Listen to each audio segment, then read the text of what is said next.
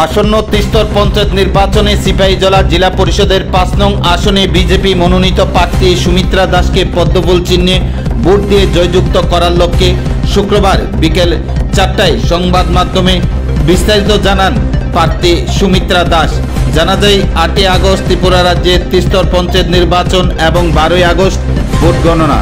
সেদিকে লক্ষ্য রেখে সিপাহীজলা জেলা পরিষদের ৫ নং আসনে বিজেপি মনোনীত প্রার্থী সুমিত্রা দাসকে পদ্মফুল চিহ্নে ভোট দিয়ে জয়যুক্ত করার লক্ষ্যে শুক্রবার বিকেলে সংবাদ মাধ্যমের দ্বারস্থ হয়ে ভোটারদের কাছে এমনটি বার্তা দিলেন প্রার্থী সুমিত্রা দাস। পাশাপাশি ৮ই আগস্ট ত্রিস্তর পঞ্চায়েত নির্বাচনে সিপাহীজলা জেলা পরিষদে ৫ নং আসনে বিজেপি মনোনীত প্রার্থীকে পদ্মফুল চিহ্নে ভোট দিয়ে জয়যুক্ত করে ত্রিপুরার মুখ্যমন্ত্রী ডক্টর মানিক সাহা সহ ভারতের প্রধানমন্ত্রী নরেন্দ্র মোদীজির হাতকে শক্ত করার আহ্বান রাখেন প্রার্থী সুমিত্রা দাস।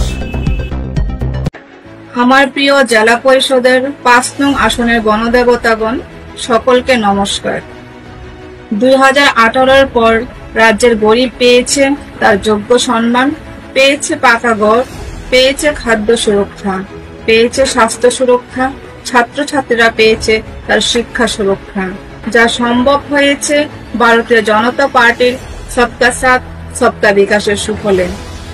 আগামী ৮ই আগস্ট আসন পদ্মফুল চিহ্নে ভোটদান করে নিজেদের এলাকাকে, নিজেদের পঞ্চায়েতকে, নিজেদের জেলাকে মোদীজির হাতকে শক্তিশালী করে তুলি।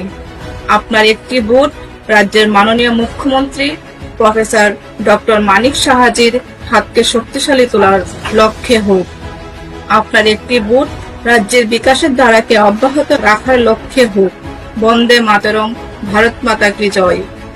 বিকশিত ত্রিপুরা, বিকশিত জেলা নির্মাণে অংশীদারি হন।